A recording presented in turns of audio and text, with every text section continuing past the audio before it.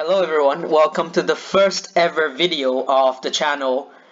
This is not a science channel, and we will be talking about science today.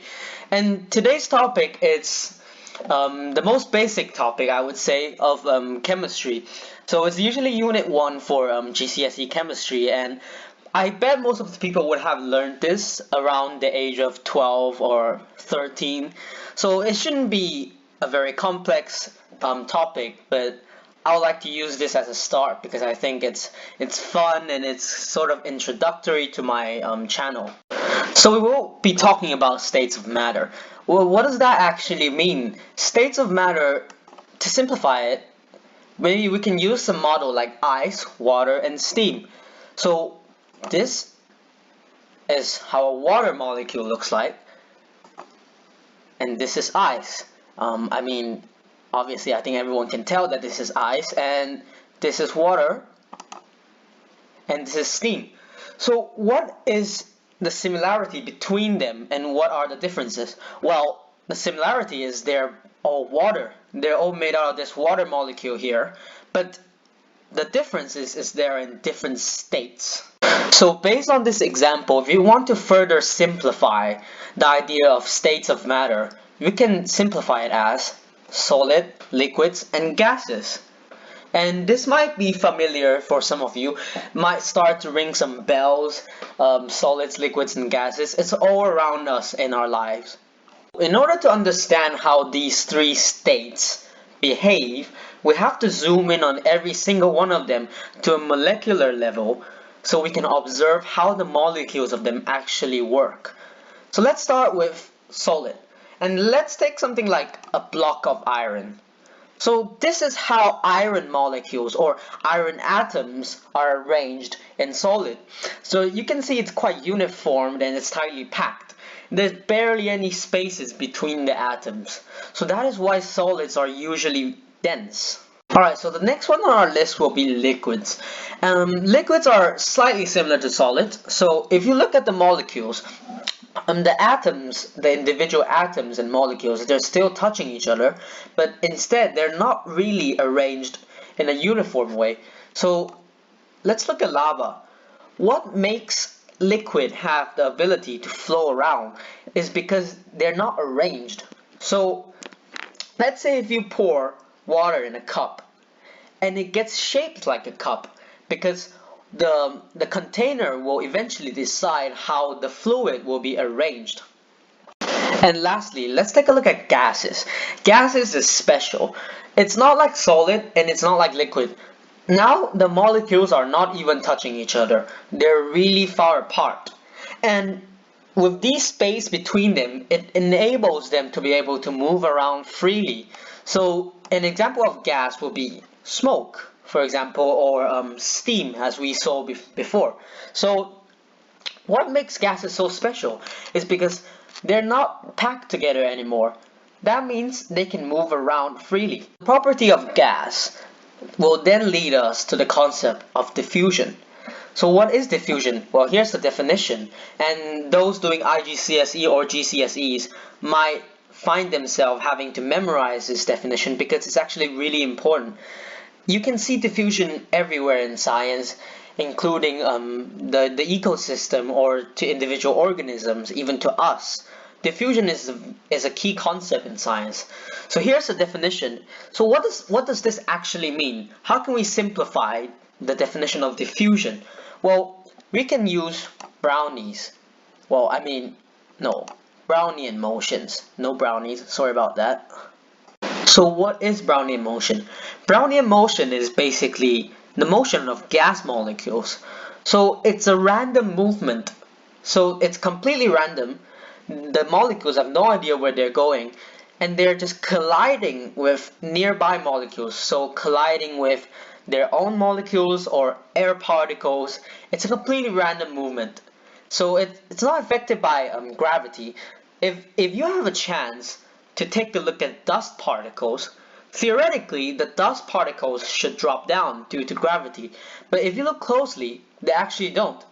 They move randomly, they move up, they move down, sometimes colliding with other dust molecules. This is what Brownian motion means.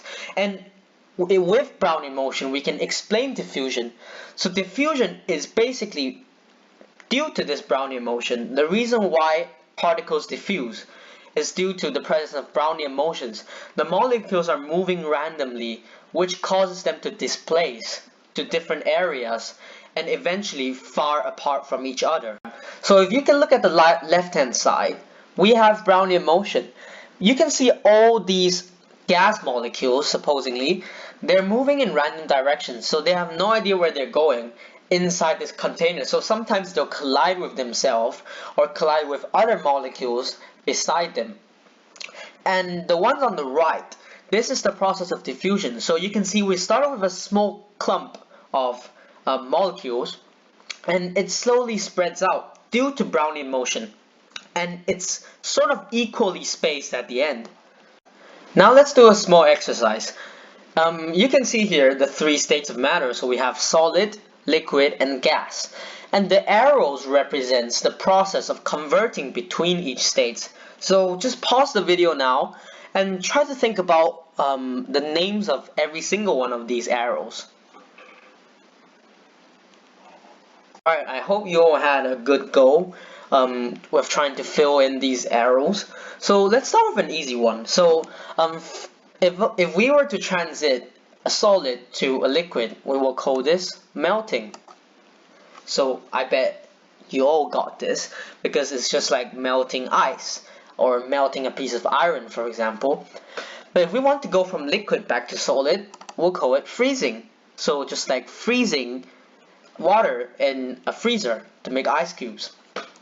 Well, now if we want to go from liquid to a vapor or a gas, we'll call this vaporization. It's basically vaporizing these liquid molecules into gas.